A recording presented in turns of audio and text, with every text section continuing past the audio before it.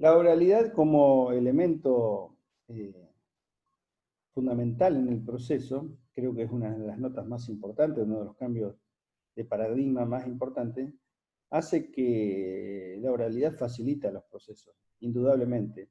En cualquier orden de la vida es más fácil hablar que escribir. Es más fácil, ustedes imaginen si todo lo que uno plasma, por ejemplo, en una clase, o en una charla, o en un testimonio, eso hay que pasarlo a un acta, que es lo que se hacía anteriormente en el anterior sistema durante la etapa de instrucción. eh, Lleva un trabajo enorme y requiere de un tiempo enorme y requiere de mayor cantidad de personal. Incluso nosotros lo vemos en la práctica en nuestra vida diaria. Es más fácil mandar un texto por WhatsApp, mandar un audio que un texto. Es más fácil hablar que escribir. La oralidad facilita esto, es un gran elemento aliado de otros principios que vamos a ver en esta clase, que tienen que ver con la inmediación, con la concentración y fundamentalmente con la publicidad, porque es más fácil publicitar lo oral, lo que se escucha, lo que se ve, lo que se teatraliza durante una audiencia, teatraliza en el buen sentido, que ponerse a leer la extensísima transcripción de una audiencia de debate. ¿Qué audiencias son las más importantes de ustedes cuando se remiten a una audiencia? Me imagino que lo primero que les viene a la cabeza es el juicio propiamente dicho. Incluso por las películas y por lo que conocen, el juicio por jurados, que no está en la provincia de La Pampa, pero que sí está en otras provincias, como la provincia de Buenos Aires, Neuquén, en Río Negro, Mendoza, Chaco. El juicio por jurado es un juicio muy conocido y es el paradigma del juicio oral y del juicio público. ¿Qué audiencias tenemos en nuestra provincia? Bueno, en el juicio tenemos la audiencia de formalización de cargos, es decir, ese primer momento imputativo en el cual el fiscal le hace saber al imputado ante el juez de control cuáles son los cargos que hay contra él, cuál es la investigación que se está llevando a cabo contra él y cuál es la figura penal.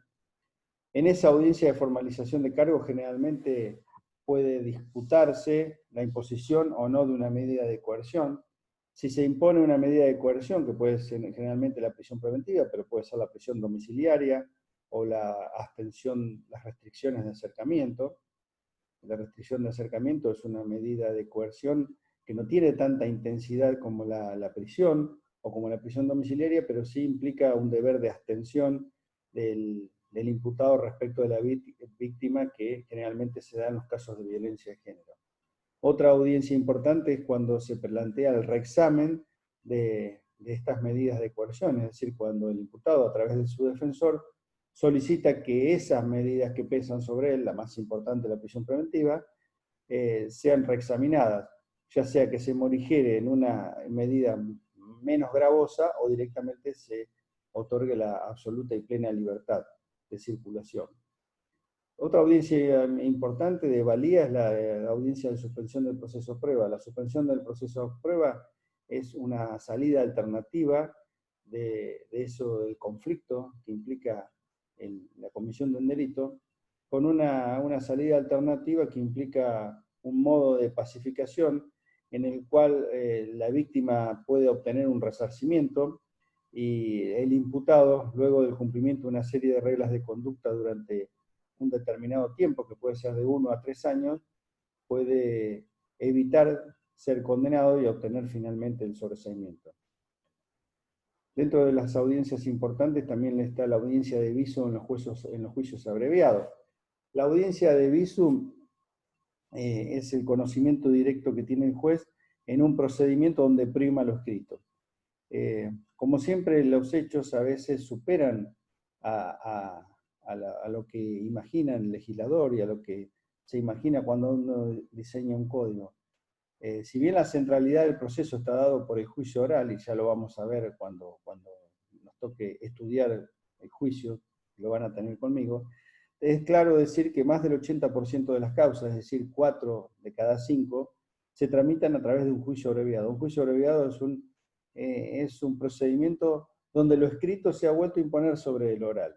Y por eso, a través de ciertas reglamentaciones de los códigos y de fallos de la jurisprudencia provincial, particularmente del Tribunal de Impugnación y últimamente del Superior Tribunal de Justicia, se ha dado impulso, se ha exigido que tenga por lo menos alguna nota de oralidad y de inmediación. Una forma de tener inmediación es cumplir con el artículo 41 del Código Penal, que exige que el juez, antes de dictar sentencia, deba tener conocimiento de la persona que eventualmente va a condenar. Y por eso se está fijada esta audiencia de visu. Este conocimiento de vista real, directo, con el imputado. También ese conocimiento de visu, el Código lo ha ampliado como forma de una tutela judicial efectiva a los derechos de la víctima. De algún modo el juez tiene algún contacto con la víctima, ya sea un contacto personal en una audiencia, que es lo más rescatable, como también puede ser un contacto a distancia o un contacto telefónico para saber cuál es su conformidad con la realización de este juicio abreviado. Es un tema que también lo van a tener conmigo y lo vamos a reiterar en su momento.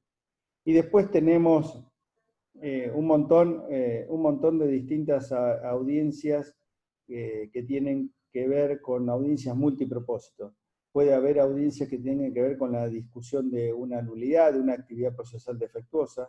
Puede haber audiencias de procedimiento intermedio, donde hay un ofrecimiento de prueba y un control de la acusación. La audiencia de procedimientos intermedios es muy importante porque hay un control de la acusación y hay un ofrecimiento de la prueba que después se dará durante el debate.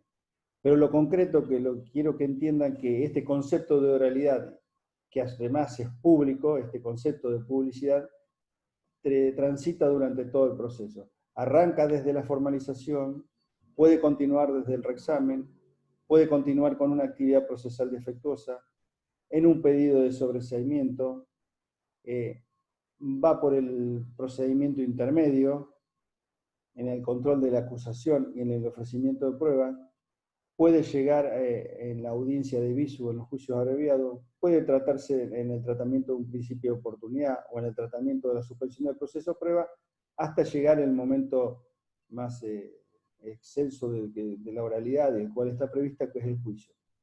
Pero además este tema de la oralidad también se ha trasladado a otras etapas del proceso, lo cual es una gran innovación de nuestro código.